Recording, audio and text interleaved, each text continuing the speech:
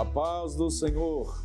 Está começando o seu programa Escola Bíblica Dominical, aqui pela TV Kairos, canal 7.1.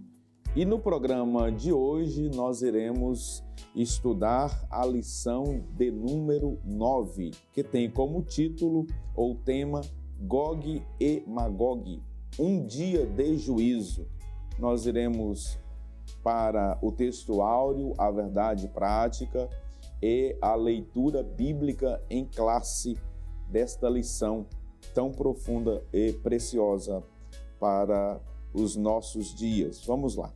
O texto áureo diz assim: E sairá a enganar as nações que estão sobre os quatro cantos da terra, Gog e Magog, cujo número é como a areia que está no mar, para juntar em batalha.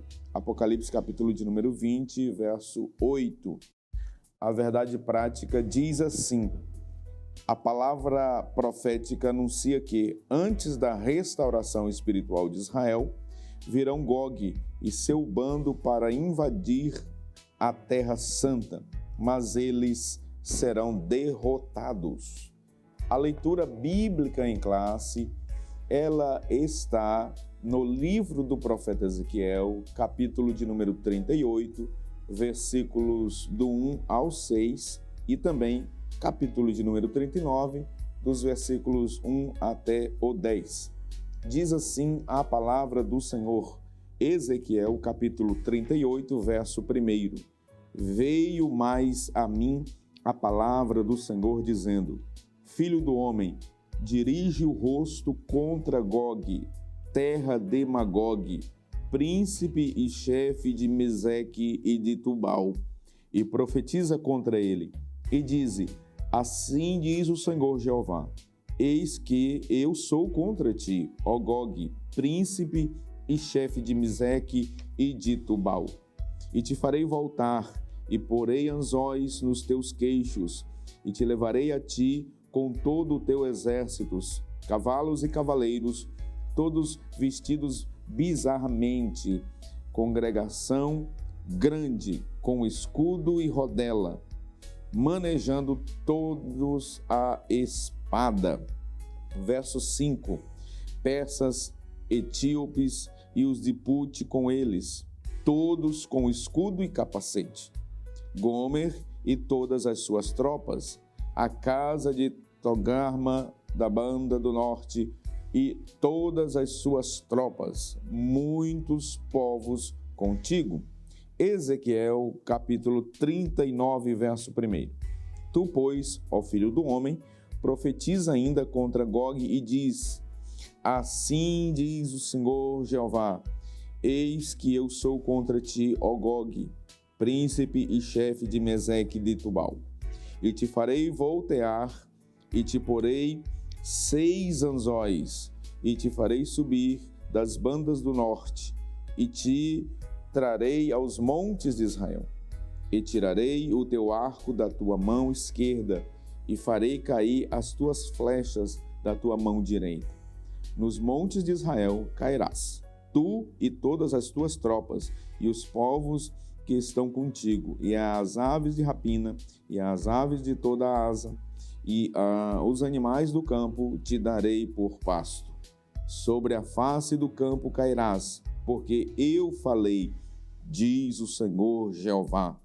E enviarei um fogo sobre Magog, e entre os que habitam seguros nas ilhas, e saberão que eu sou o Senhor. E farei conhecido o meu santo nome no meio do meu povo de Israel, e nunca mais deixarei profanar o meu santo nome. E as nações saberão que eu sou o Senhor, o Santo em Israel. Eis que é vindo e se cumprirá, diz o Senhor Jeová. Este é o dia de que tenho falado. E os habitantes das cidades de Israel sairão e totalmente queimarão as armas e os escudos, e as rodelas, com os arcos, e com as flechas, e com os bastões de mão, e com as lanças, e farão fogo com tudo isso por 7 anos.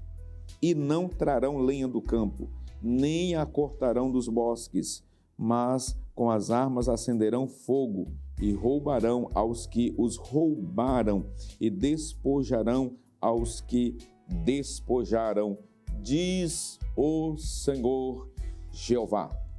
Muito bem, vamos também agora para os objetivos da nossa lição que passamos a estudar a partir de agora. No primeiro tópico, nós iremos identificar Gog, né, e também os povos invasores ali na parte 1. No segundo subtópico, ou no segundo tópico, nós iremos continuar identificando os povos invasores e verificaremos a identidade de Magog. E no terceiro tópico, nós iremos falar sobre o contexto escatológico, explicando como que se dará essa profecia e esse contexto escatológico. Vamos para o primeiro tópico, que trata sobre a identidade dos povos invasores, parte 1. Aqui, a lição ela trabalha basicamente 3 subtópicos.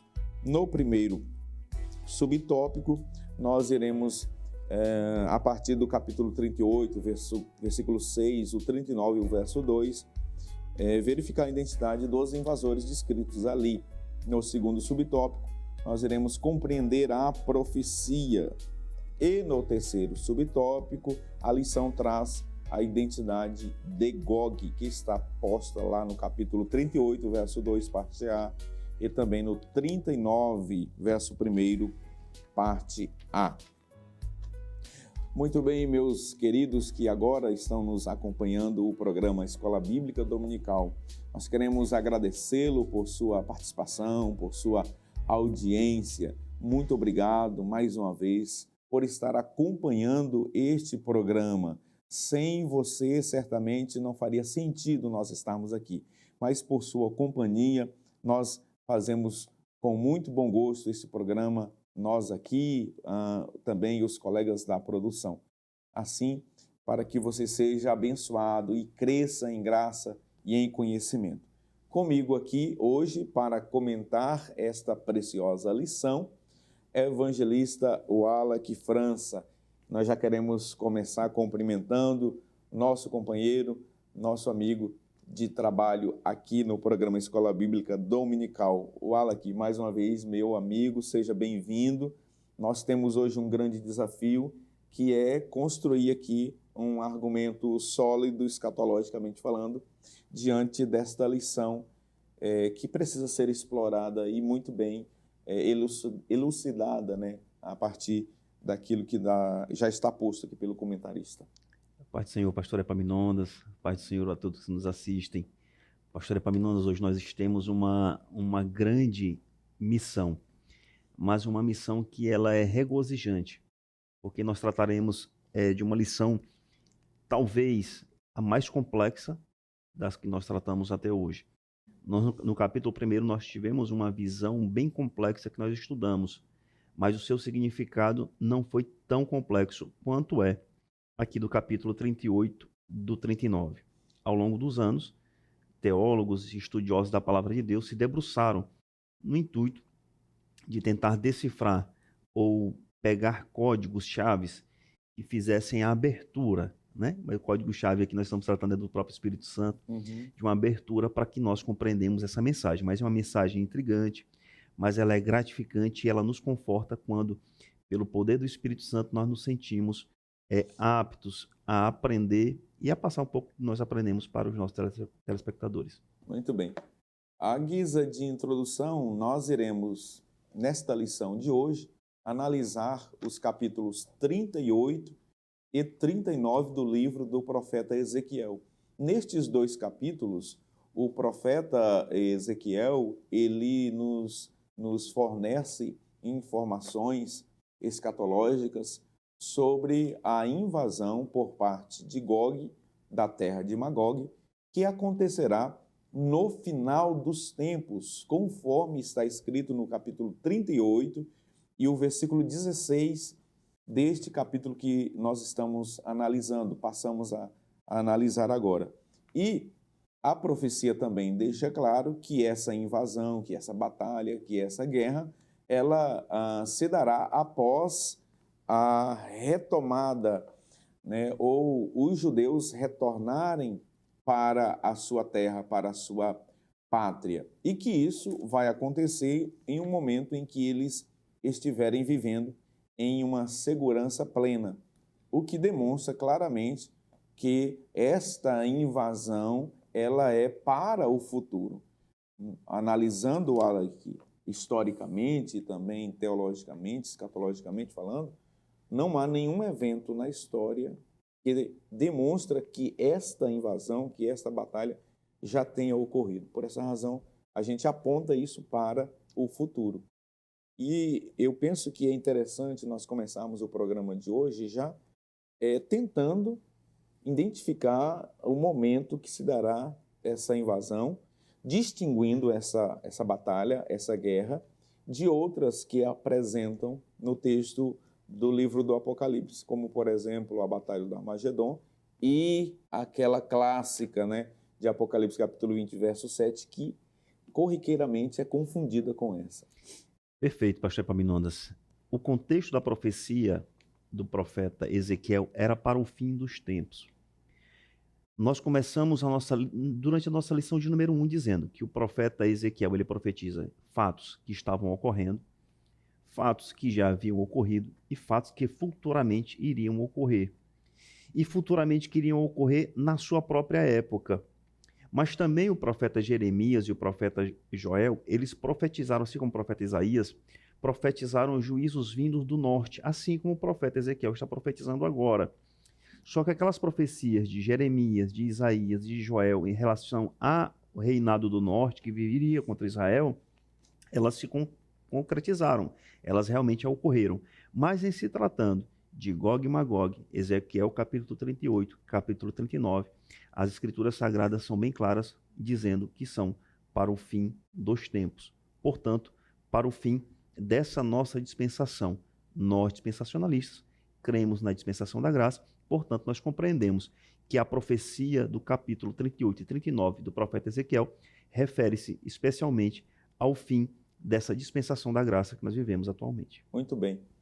Assim, querido telespectador, nós preparamos um programa hoje com imagens gráficas para melhor ilustrar e você poder compreender e perceber um pouco mais aquilo que nós pretendemos analisar nestes dois capítulos, o 38 e o 39 do profeta Ezequiel.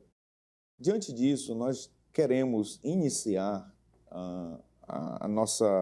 nosso argumento, né, a nossa explanação, tentando aqui distinguir, diferenciar essas batalhas que apresentam o texto bíblico, especialmente, né, no contexto escatológico. Eu quero chamar já de imediato o gráfico com imagens gráficas, para que nós aqui, eu e o evangelista Wallach, possamos estar analisando e demonstrando a vocês onde exatamente cada uma das batalhas que estão descritas nesse contexto escatológico, elas acontecem.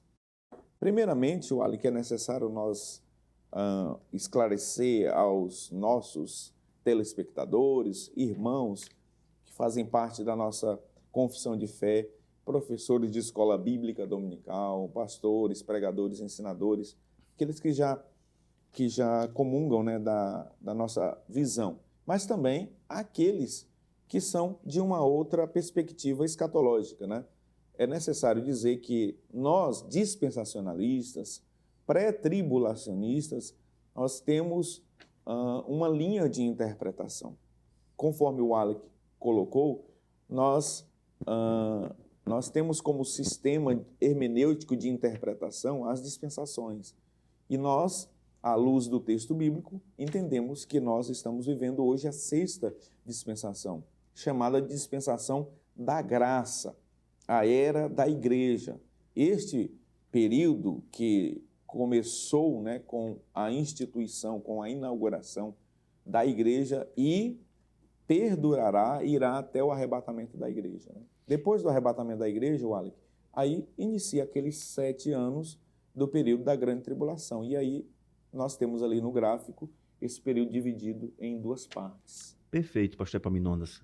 Ali, logo no meio, a gente vê uma divisão temporal, como se fosse uma linha cronológica dos tempos. E nós estamos ali na dispensação da graça.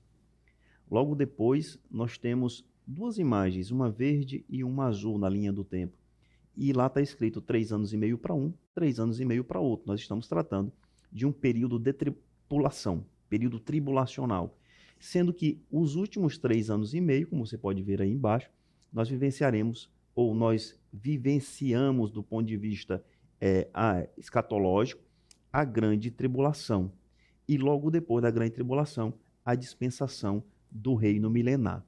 Lembrando que, após isso, pastor Epaminondas, nós teremos o julgamento do trono branco. Pode soltar, Albert, por favor, aí na linha do tempo, o julgamento ou o juízo do trono branco, completando assim toda essa linha dispensacionalista.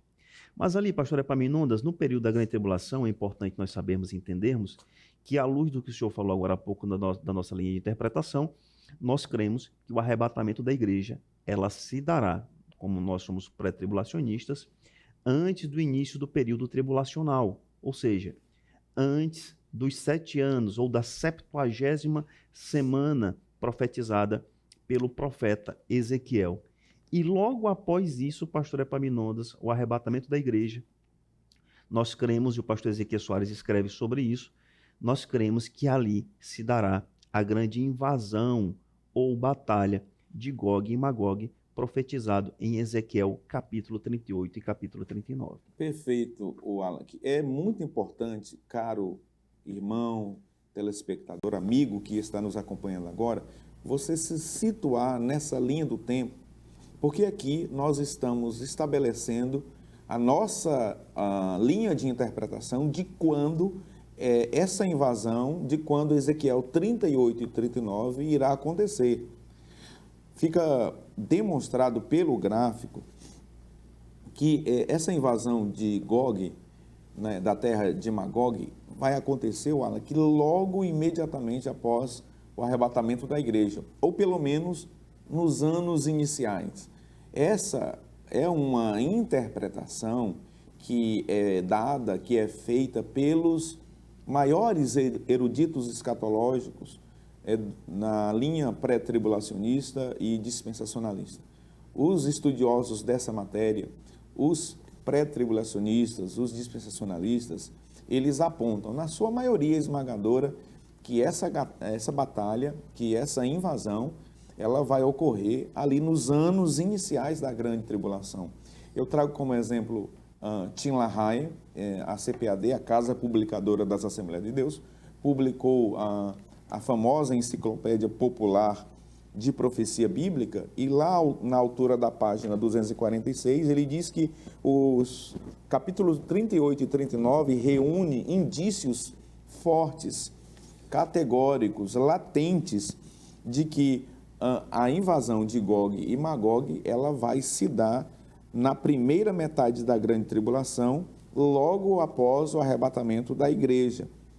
E nós temos uma outra guerra que vai acontecer no final da grande tribulação, e muitos até querem encaixar, fazer um arranjo hermenêutico para dizer que a batalha do Armagedon, do capítulo 16, é essa mesma, e não é.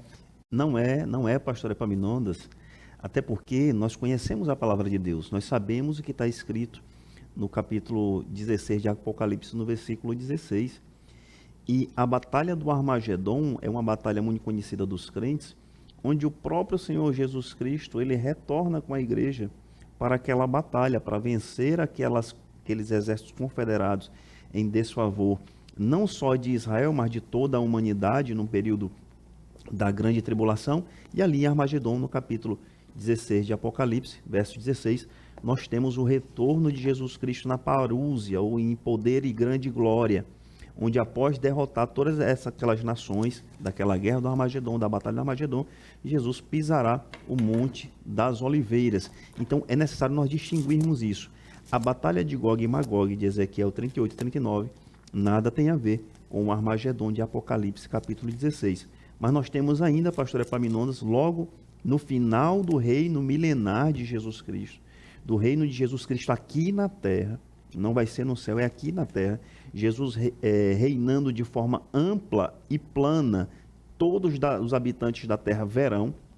Nós temos ali a revolta de Gog e Magog, que está escrito em Apocalipse 20, no versículo 8, que trata-se absolutamente da soltura de Satanás e o seu convencimento com todas aquelas outras confederações, e que Deus terá que atuar naquele momento, que nada tem a ver, Apocalipse capítulo 20, com Ezequiel no capítulo 38.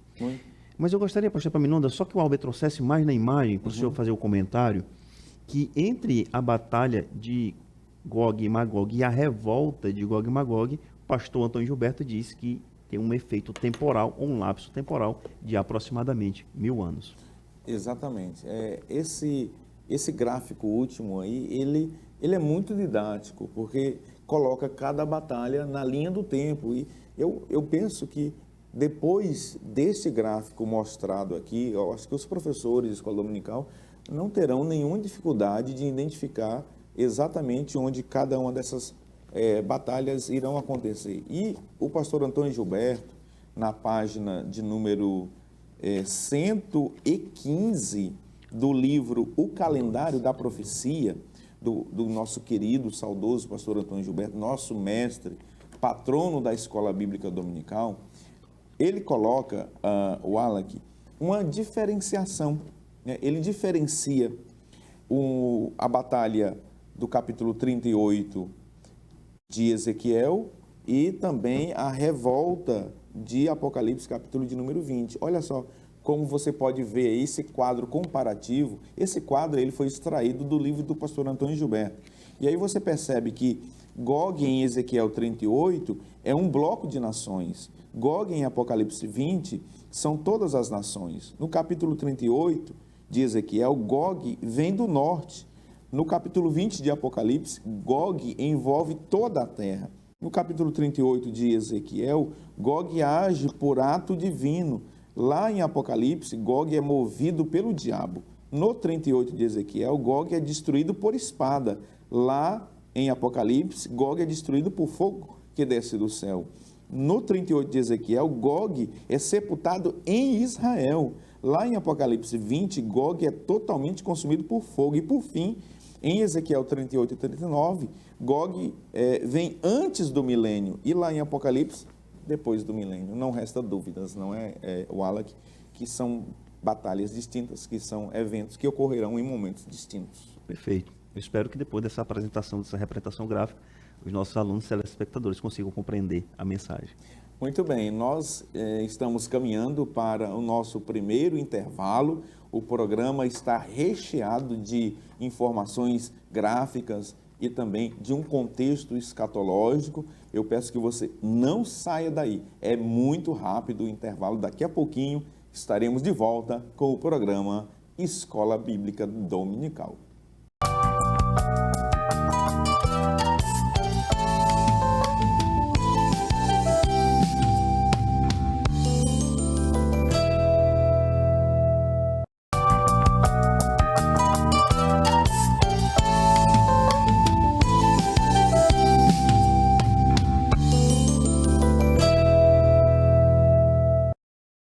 Olá, meus queridos, nós já estamos de volta com o programa Escola Bíblica Dominical. Estamos no segundo bloco, estudando os capítulos 38 e 39 do livro do profeta Ezequiel.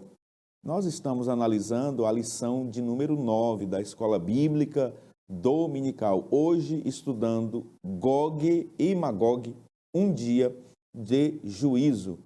Nós queremos, antes de chamar os slides, né, que contém aí as informações desse tópico, eu quero mandar um alô muito especial a um telespectador, dentre muitos que nos assistem todas as semanas, não perde um programa, nosso querido irmão Ciro, lá do Templo Monte Sinai, pastoreado pelo pastor Márcio. Deus abençoe, irmão Ciro, o senhor, a irmã Vângela, sua esposa e toda a sua família, tá bom? Continue sempre ligado aqui no programa Escola Bíblica Dominical. Vamos para os slides do segundo tópico da nossa lição. E nesse bloco nós iremos analisar todas as identidades que se referem tanto no bloco anterior, no tópico anterior, quanto nesse tópico. Vamos lá. Nesse segundo tópico da lição, onde nós iremos continuar na parte 2 vendo as identidades, nós iremos perceber que no primeiro subtópico nós iremos conhecer quem é Magog.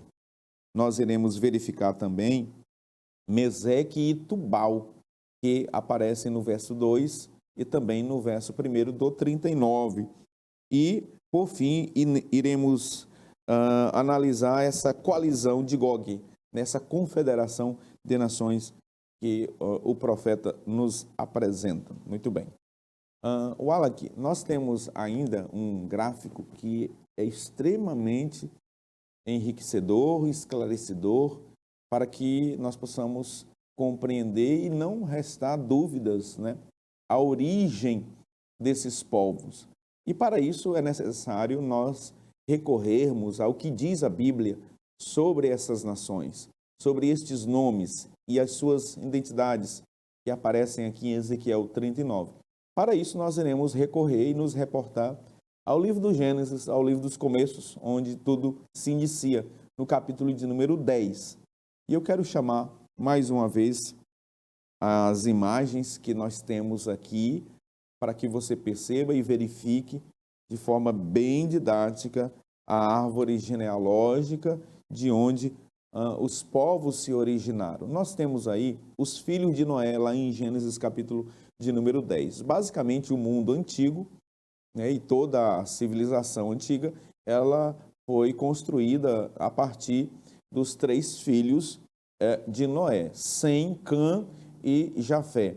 Os filhos de Sem, eles, assim como os de Cã e os de Jafé, eles basicamente, Wallach, colonizaram, né, e povoaram os povos antigos ali. Por exemplo, os semitas, né, deram origem, os descendentes de Sem deram origem aos semitas. Os descendentes de Cã deram origem ali ao continente africano. E os descendentes de Jafé deram origem aos europeus. Nesse gráfico, você está vendo ali, não é, Wallach, em vermelho, já comece a identificar as nações que aparecem ali na profecia. Perfeito, pastor Epaminondas. Em vermelho, nós já temos ali os filhos de Cã, portanto, os netos de Noé, e os filhos de Jafé, portanto, também os netos de Noé.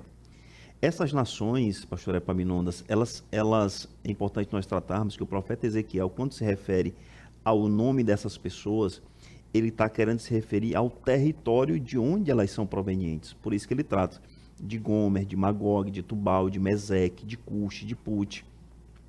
E é importante nós entendermos ali, pastor Epaminondas, que nós temos descendentes de 2 familiares, de Cã e Jafé, que lutarão contra os descendentes de Sem. O povo de Israel é descendente semita, a linhagem de Abraão, descendente de semita. E ali com ênfase nos povos oriundos de Jafé. Eu pediria o Albert para nós passarmos para o próximo slide, para que nós entendermos a quem esses povos aí, pastor Epaminondas, eles originaram.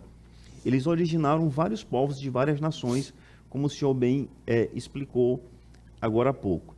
Nós temos ainda os filhos de Noé do ponto de vista histórico e geográfico.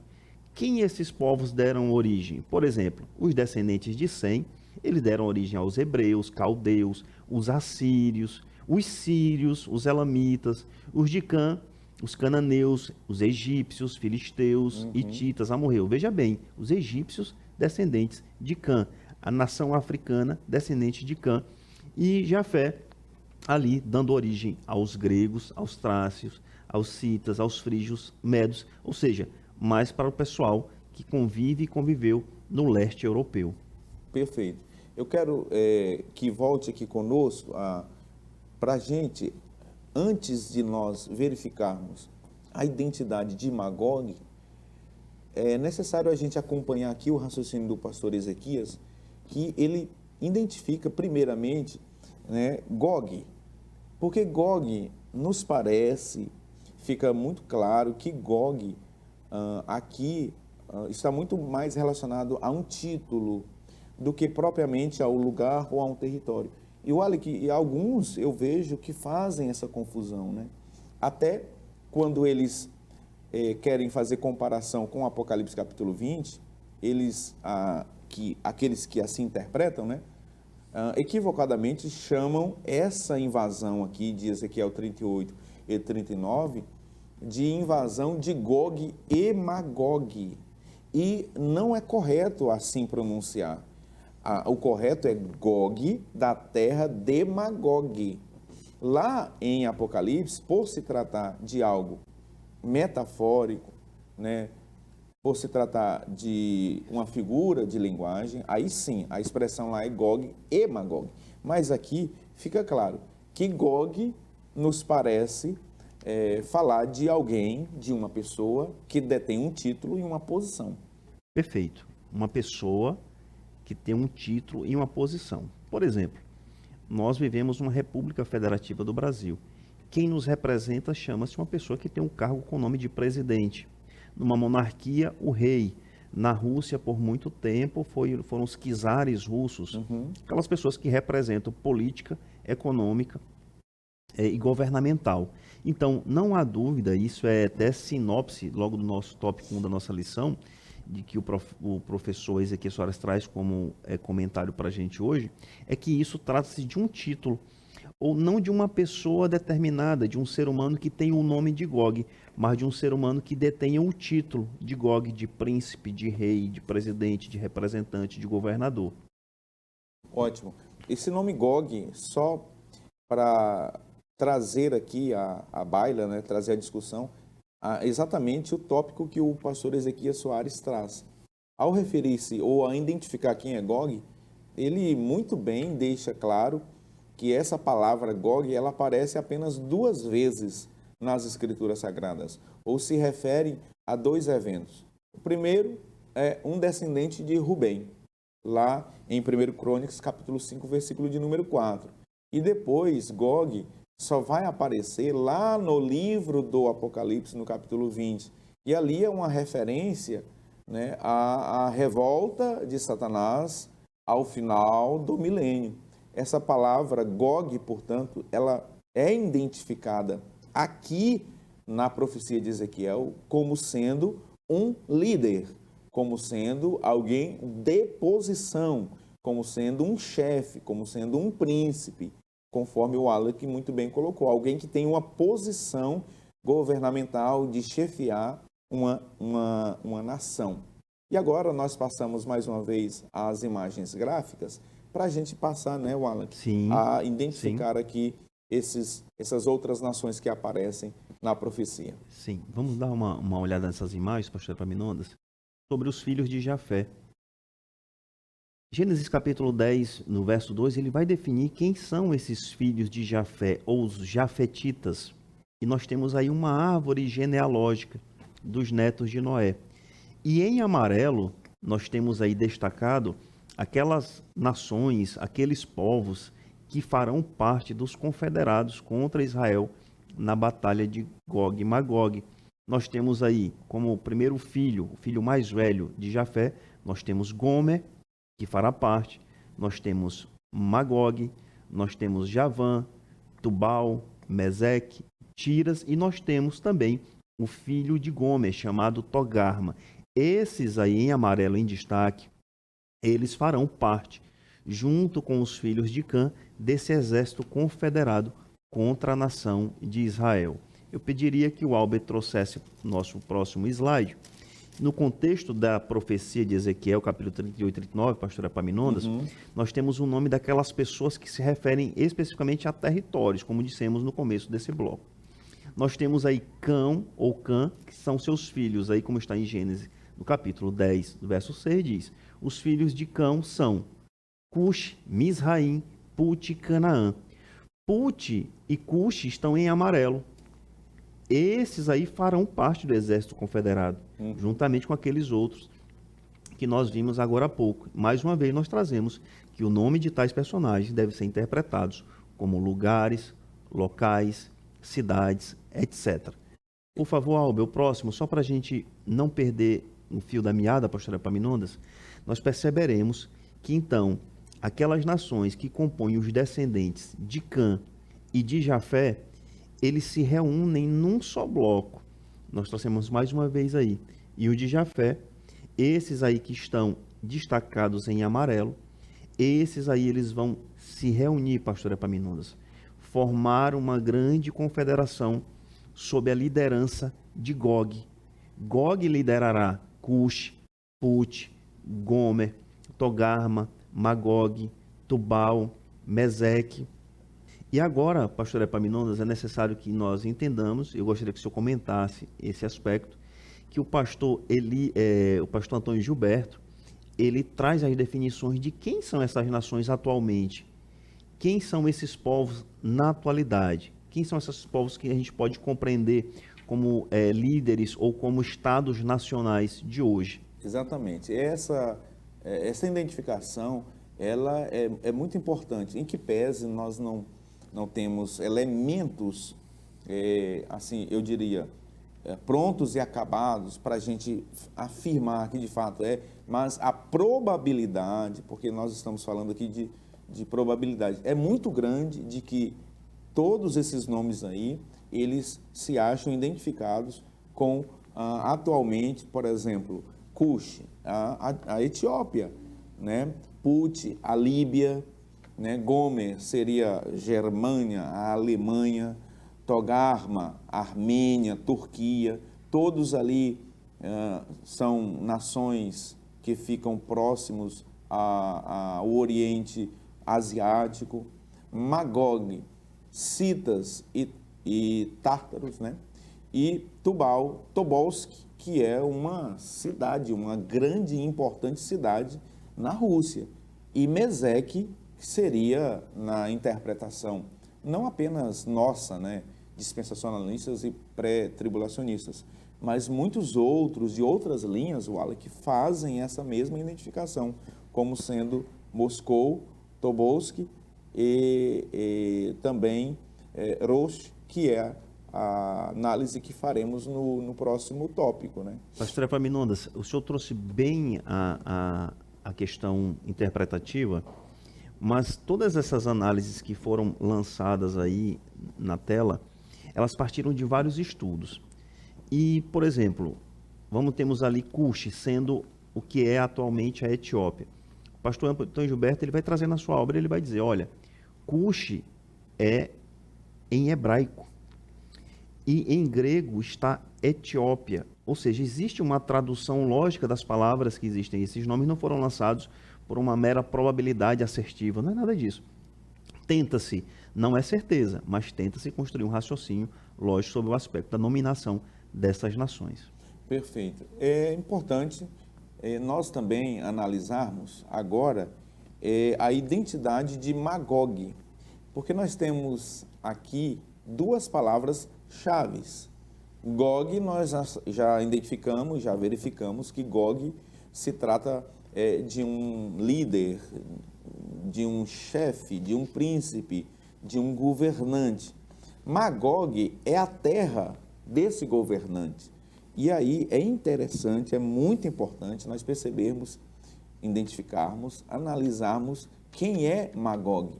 E aí, penso eu que nós temos ainda essa construção gráfica aí, né, Wallace? Para a gente ver que Gog, ele é o governante, é o chefe, é o líder dessa coalizão, dessa confederação, mas que ele é originário da terra de Magog. Perfeito. Essas nações confederadas estão aí, pastor Epaminondas, sobre uma liderança desse governante Gog, da terra de Magog. Você vê logo aí na tela. E esse Magog, ele é proveniente dos citas e tártaros. E quem são esses povos atualmente do ponto de vista histórico, geográfico, bíblico? São povos que deram origem aos povos que hoje compõem a população da Rússia, daquela região ali asiática, mais ao Oriente Europeu. Então, é importante nós identificarmos que, historicamente falando, nós não estamos afirmando que hoje são, mas historicamente e geograficamente falando, da terra de Magog, essa terra de Magog são os provenientes daquela região da Ásia Oriental. E eles liderados, pastor Epaminondas, por Gog, como governante. E eles formam essa confederação, olha só, organizado de forma sistematizada. Olha só, essa imagem é muito Essa interessante. imagem é muito interessante. Nós vemos ali aproximadamente onde é a posição da Germânia ou da Alemanha dentro da Europa. Nós temos ali ao centro uma imagem do que seria o Estado Nacional de Israel, um mapa de seu relevo. Nós temos ali Put e Líbia, que é ali bem ao lado do Egito, Cush na Etiópia, Togarma ali sendo Armênia e Turquia, Magog, os provenientes de Citas e Tártaros, Mesec, Moscou, Tubal, Tobolsk, posicionados, tentamos posicionar de modo geográfico onde é que elas se posicionam do ponto de vista dos pontos cardeais, norte, sul, leste, oeste, em relação ao Estado de Israel.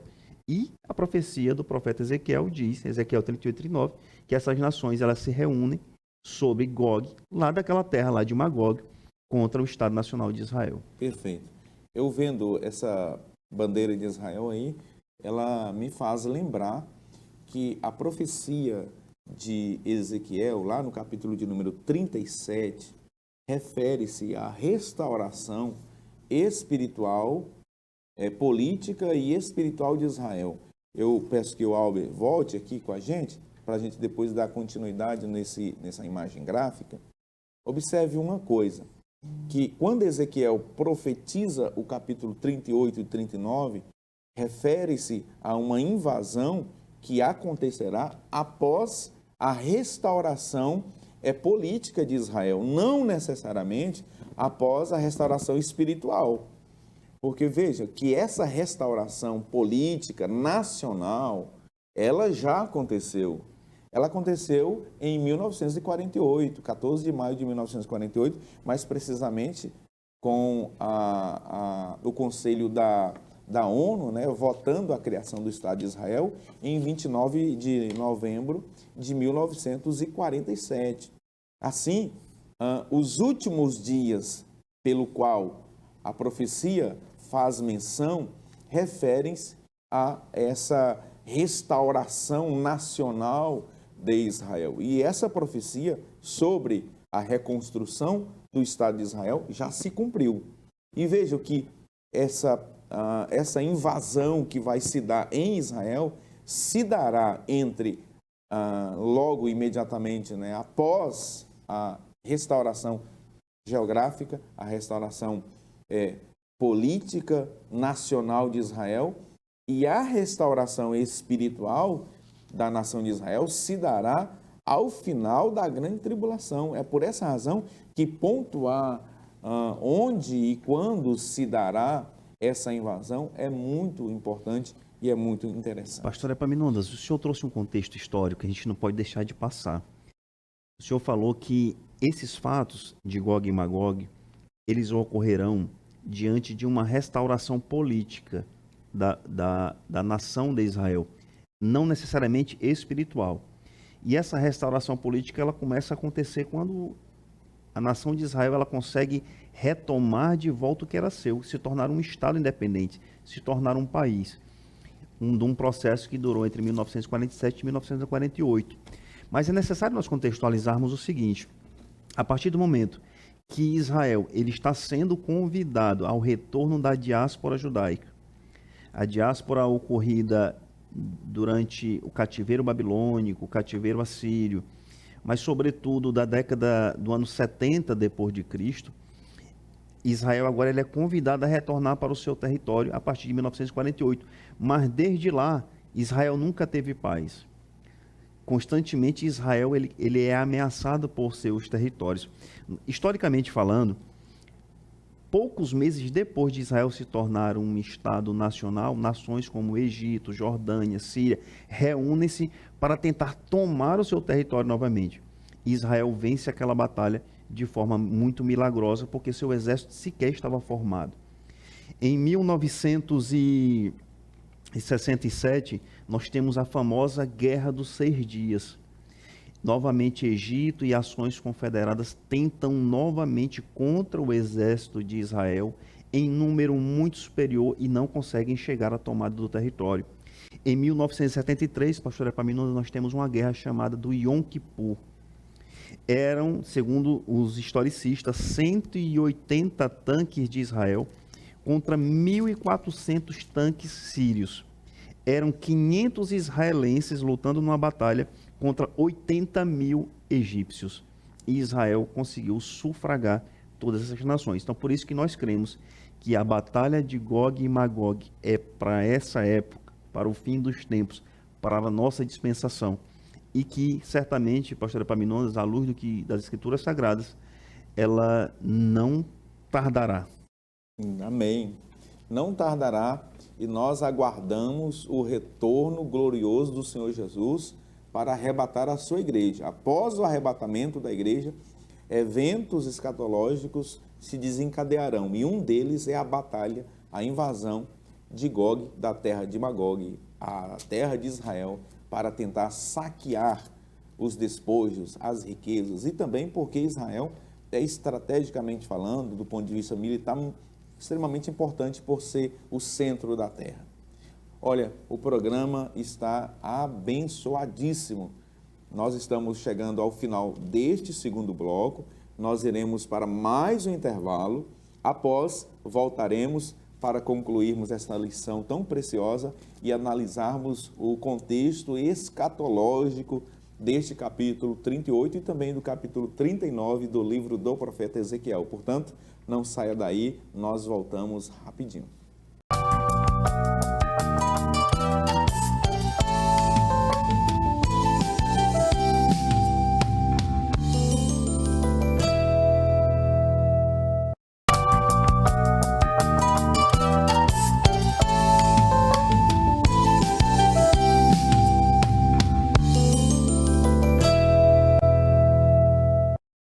Olá, meus amados, nós estamos de volta para o terceiro e último bloco do programa Escola Bíblica Dominical. Lembrando que nós estamos estudando a lição de número 9, que tem o tema Gog e Magog, um dia de juízo.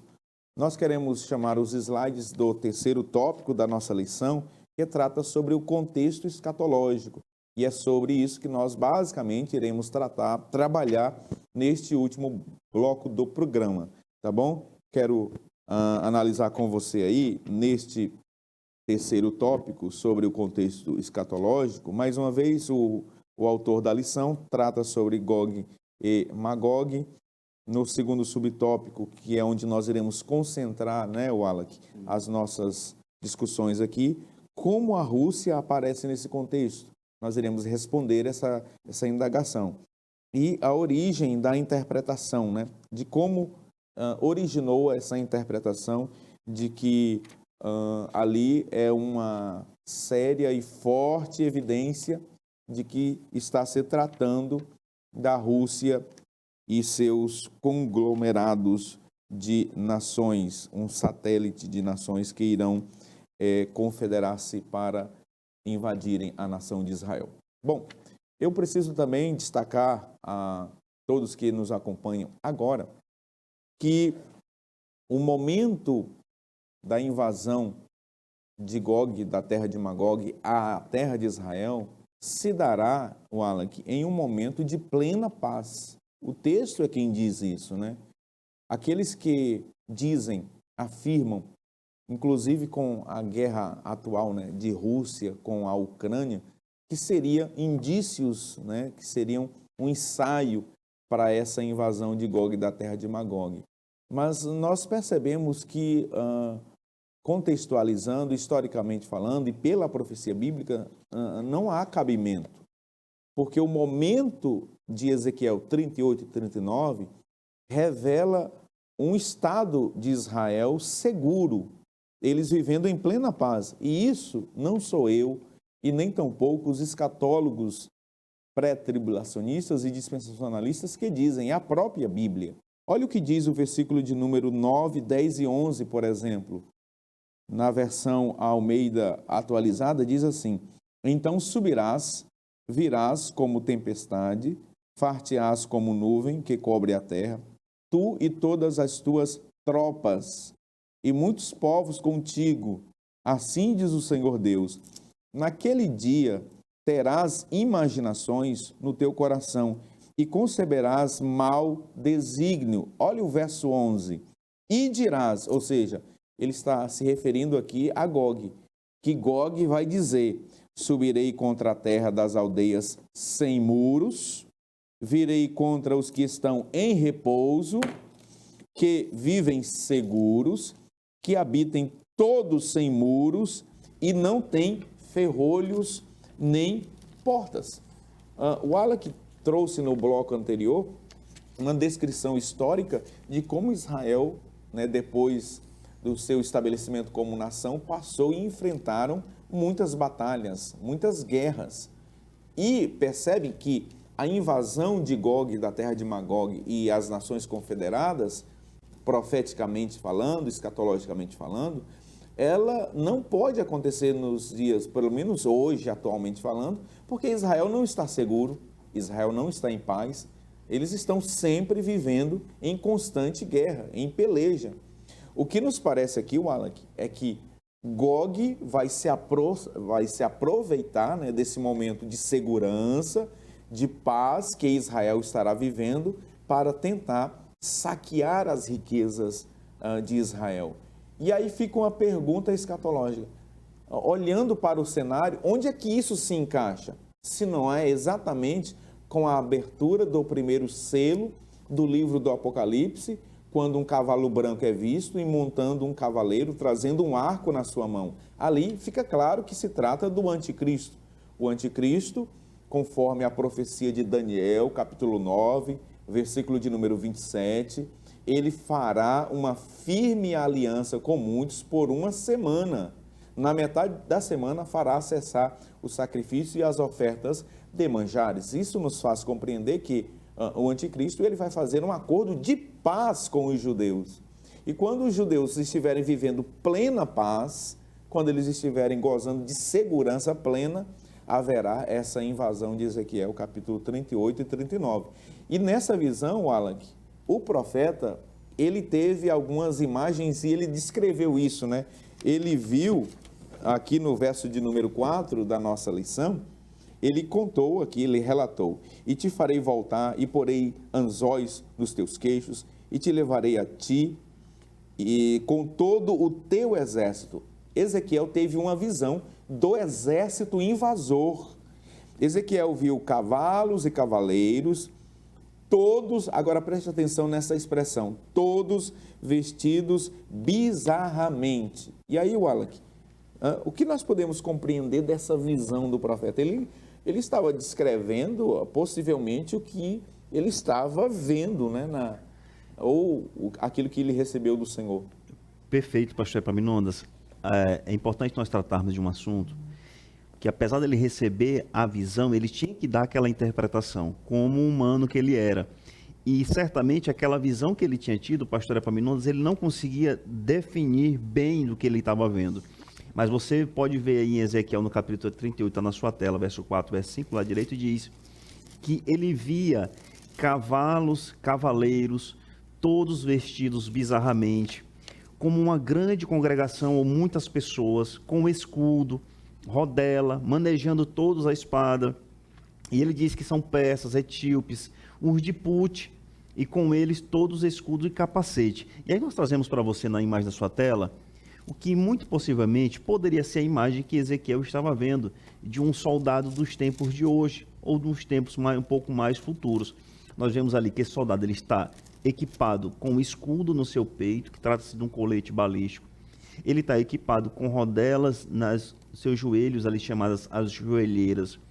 Ele está equipado com equipamentos de comunicação, com equipamentos de proteção nos olhos, e binóculos e óculos a longa distância. Ele está equipado com um capacete, e à sua direita ele está equipado com uma arma de fogo, um fuzil, que muito possivelmente o profeta Ezequiel o via como uma forma de espada. Por isso que ele define, ele diz isso, na verdade, adjetivando a própria imagem que ele estava vendo. Ele está dizendo, olha, vestidos bizarramente. Mas ele não viu só isso. Ele viu também cavalos, cavaleiros, e eu gostaria que o Albert passasse um pouco mais esse slide um pouco à frente, do que poderia ser esses cavalos, né, do período moderno, do período contemporâneo que nós vivemos hoje. Aqui nós temos uma primeira imagem de um tanque de guerra, pastor Epaminondas, que poderiam ser, na linguagem do profeta Ezequiel, tratado como esses cavalos. Mas nós também temos grandes aeronaves que são utilizadas hoje nos confrontos e nos combates. Então, portanto, nós temos aí uma imagem do que seria um confronto armado hoje contra Israel. Nós temos soldados, nós temos o armamento, nós temos os instrumentos. Mas eu gostaria de dizer para o senhor, pastor Epaminondas, eu gostaria que o Albert cortasse para cá para a gente, para dizer o seguinte, só para reforçar o seu entendimento e o entendimento dos grandes escatólogos, que não há paz em Israel. Se você hoje dá uma analisada de uma nação tão rica, tão poderosa, ela não consegue estabelecer a sua paz naquela região por questões territoriais. Mas uma coisa nós temos que observar, eles nunca são vencidos. Eles têm as melhores artilharias aéreas, eles têm as melhores defesas aéreas, eles têm o exército mais bem treinado, eles têm as melhores fábricas de armas do mundo. Tecnologia nem se fala, né? Tecnologia não se fala, uma medicina super avançada. E apesar de não haver paz, eles não são vencidos, porque nós percebemos que sobre eles pesa a mão de Deus, a mão do Senhor. Ótimo, excelente. Agora, Wallach, vamos pontuar nesse último tópico aqui, eu acho que é o eixo central, né, desse último tópico, é como que a Rússia surge, aparece nessa interpretação. Porque na Bíblia traduzida para o português, não aparece a expressão Rússia. E como que nós chegamos a essa interpretação? E nós já declaramos de início aqui que não é uma interpretação particular dos pentecostais, pré-tribulacionistas e dispensacionalistas que somos.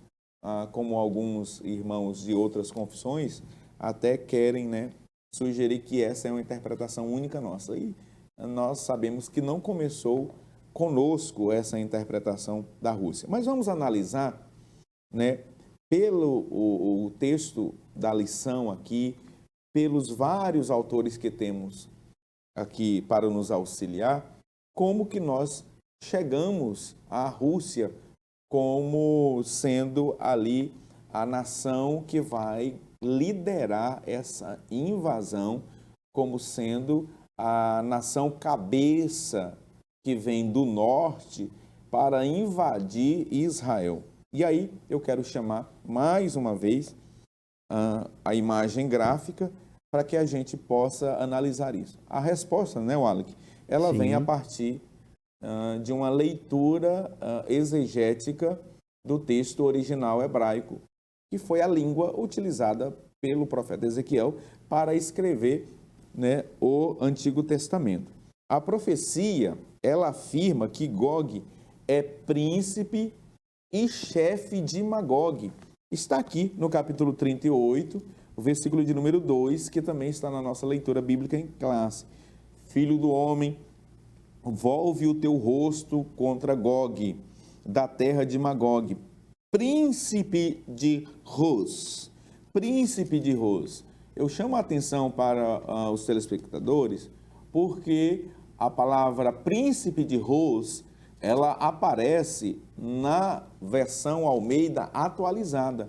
Ela não aparece na corrigida. A corrigida é a versão que o pastor e professor Ezequias Soares trouxe, né? A corrigida diz, príncipe e chefe de Meseque. Mas, nesse sentido aqui, Wallach, eu lanço mão da Almeida Revista Atualizada, porque ela melhor traduziu o texto hebraico, né? Porque lá no texto hebraico, a palavra para chefe, a palavra que a Almeida Revista Corrigida trouxe como chefe, a expressão lá é Rosh. E Rosh, ela significa literalmente cabeça, chefe, parte superior. E o texto hebraico diz, príncipe de Rosh. Príncipe, né, de essa expressão que para transliterar para o idioma, para a nossa língua portuguesa, ela foi assim muito bem colocado aqui na Almeida Revista Atualizada como príncipe de Rosh. Mas vejam que essa expressão Rosh em hebraico, ela, o Alan aqui, a pronúncia dela é muito similar, é muito parecido com a expressão Rússia, né? Especialmente na língua inglesa. É por isso que nós trazemos aí na tela, pastor Epaminondas, esse seguinte comentário. Por causa da semelhança do som da pronúncia com a palavra Rússia, durante a Guerra Fria levantou-se a hipótese de se tratar dos russos.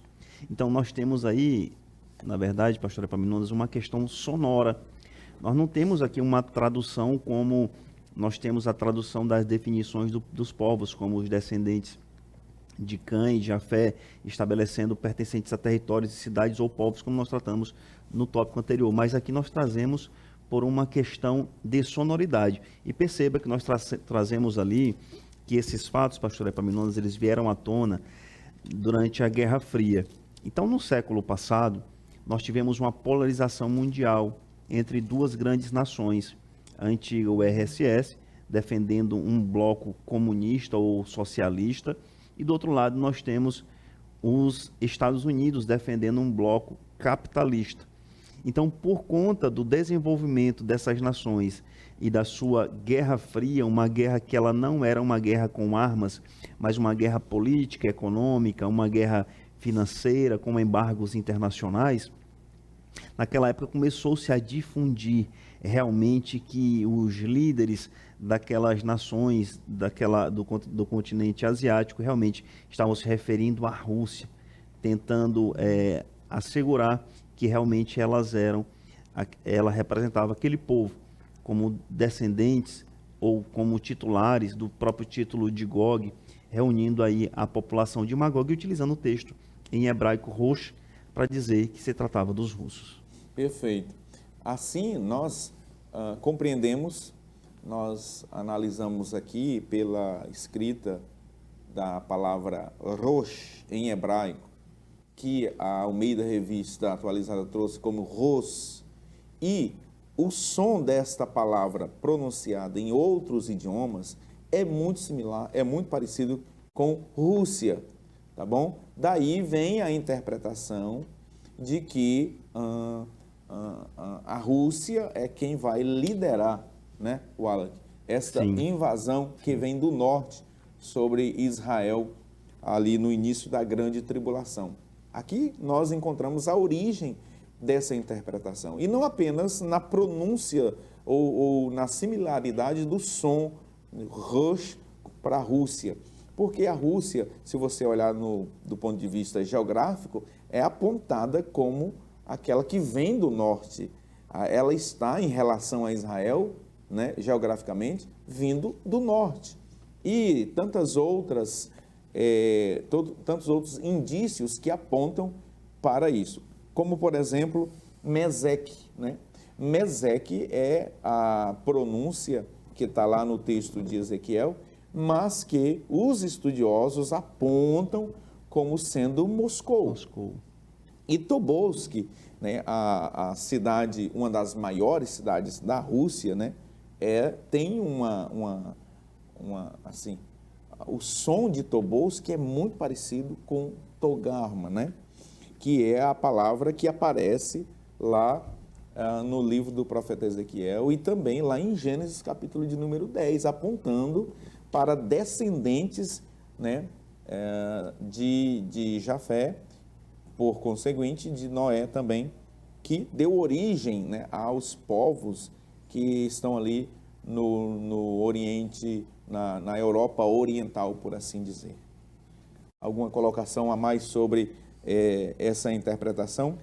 Nós precisamos também analisar aqui, Wallach, o orientalista Genésio, né?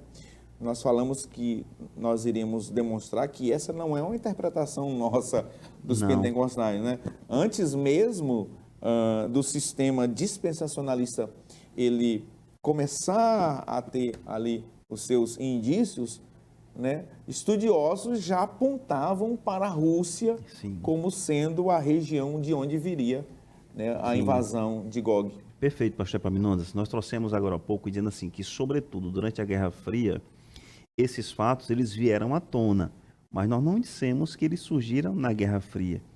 Esses fatos eles são muito antes da Guerra Fria, na verdade, um século antes da Guerra Fria. Então, nós estamos tratando aqui de 1787 a 1842. Genésio ele começa a desenvolver essa teoria, ele começa a pesquisar pelo som das palavras e ele começa a tirar determinadas conclusões. Mas as conclusões tiradas por ele, como o pastor Epaminondas bem explicou agora há pouco, não se trata de um pentecostalista.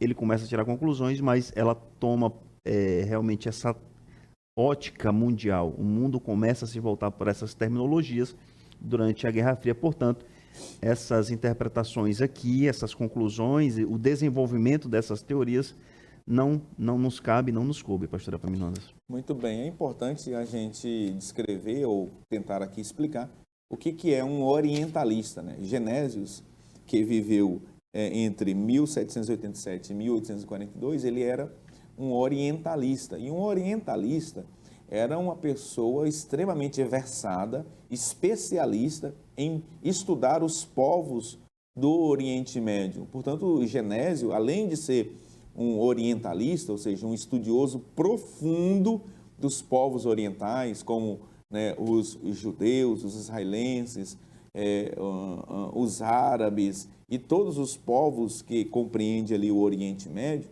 Genésio, pastor evangelista Wallach, ele era um profundo conhecedor do idioma hebraico, ele era um hebraísta. Um dos dicionários mais famosos desse período é o dicionário de Genésio.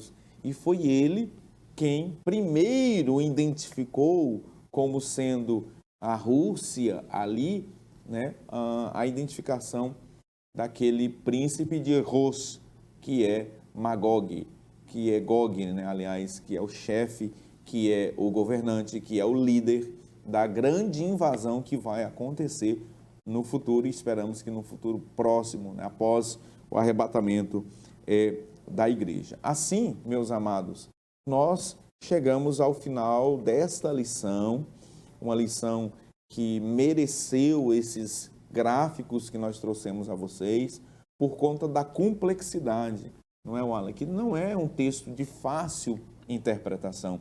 Entre nós mesmos, pré-tribulacionistas, existem divergências, né?